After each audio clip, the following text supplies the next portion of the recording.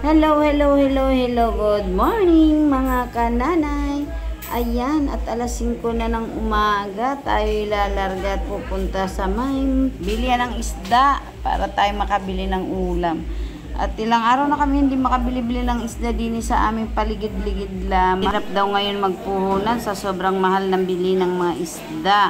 Kaya tayo ngayon nandito, para naman tayo makaulam ng ibang klaseng isda. Magtatanong-tanong tayo dito at balita ko ay ginintuan ang ating mga isda ngayon.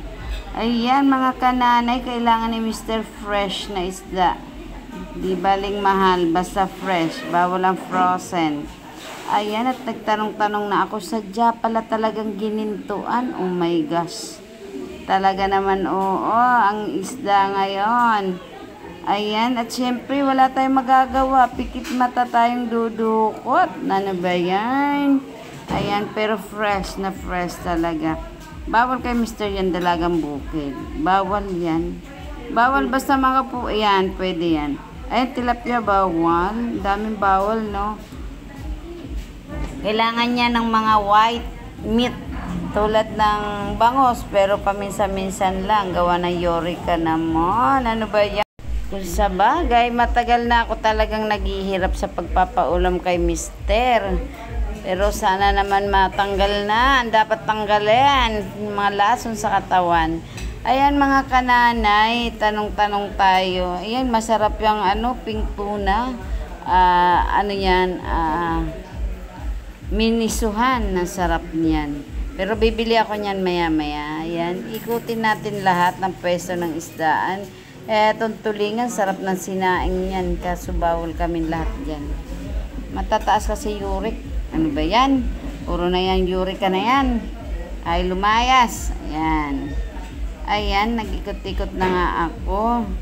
At hindi naman tayo pwede bumili lang ng basta isda. Ayan, hiwas. Masarap yan sa pinaksiw na may pinaksiw sa kamatis, ganun. Pinangat, ayan. Pero hindi kami masyado dyan at hindi, ewan. Ayan, hanap tayo. Ayan, kukunti pa lang mga kananay na bibili ko, nasa timba pa lang. Hanap-hanap tayo ng iba. Ayan, bibili tayo ng pusit.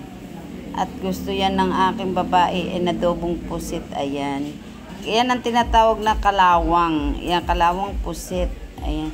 Sariwa siya, wala pa siya yung tinatawag nagbabakbak ang balat. Sariwa talaga, literal na sariwa ang pagkapusit niya, kaya ako nainganyo bumili. 180 lang ang kilo.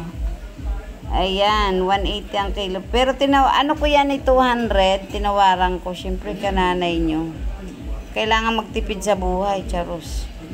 Hindi, sabi ni ate, buena mano daw, sige 180. Pero daw totoo 200 yan. Kaya pinatusan ko na. Ayan, naka 300 pesos mahigit ako dyan. Ayan mga kananay, sarap sana ng suso, oh. Kaso wala namang gagawa kasi matrabaho yan. Pinipit-pit pa ang puwitan yan. Ayan, bumili nga ako ng belly ng pink tuna. Gagawin ko ngang miso. Siguro bukas na lang at sabay-sabay kami nagkaroon ng ulam na isda. At bumili ako yung parang na pantorta. At ginulayan naman namin. Yan lang ang ulam namin mga kananay. Simpleng buhay, pero masarap. Ayan. Bumili ako dyan ng pink tuna. Para sinamahan ko ng isang ulo. Para medyo may lasa-lasa. Ayan. Ayun. Nasa tray yung binili ko. Ayan. At ito na nga. Ano pang isda? Bangus. Bumili ako ng bangus. Ayan, pang-ihaw naman mga kananay para pag nang wala kami maisip na ulam, makakapag-ihaw kami. Kailangan talaga tayong mag-stock sa freezer kasi nga, sayang ang takbo ng freezer. Kung walang laman, sayang ang kuryente. Kaya lagyan na lang natin ng laman. Ilang araw na kasi dito sa paligid-ligid namin mga kananay, walang isda, nahihirapan kami mag-isip ng ulam. Alam naman tayo, puro baboy manok, diba? Hindi naman pwedeng ganun. Siyempre, mga bata pwede. Paano naman ang nag-iisip bata? Charos. Ayan, dalagang bukid. Bumili ako dyan at nakita ko nga fresh siya, wala yung kulay. Ayoko kasi nung dalagang bukid na may kulay. nababad na siya ng maigi. Ito wala talaga. Kulay lang yan talagang literal na kulay niya. Ayan, bumili ako dyan mga kananay, 1 kilo lang. 260 yata kilo niyan. Ang mahal talaga ng mga isda. Ayan, oh, bumili ako pang hapunan naman. Diba, kailangan ganun talaga mindset mo. Maghapon kung pwede pa kinabukasan, bumili ka na. Ayan. Para nahihirapan ako sa umaga sa almusal namin. Kasi syempre maaga kami nagtatrabaho. Kailangan maaga din kami kakain. Ang problema, naabot na kami alas 9 almusal. Ito masarap ito. Nasubukan ko to minsan. Sinaing sa sampalo. Kung talaga ang sarap niya mga kananay. Ayan, bumili rin ako niyang hiwas. Ayan. Hiwas. Anong tawag dyan? Hindi yan anong tawag? Hasa-hasa. Oh, fresh na fresh. Ang ganda ng mata.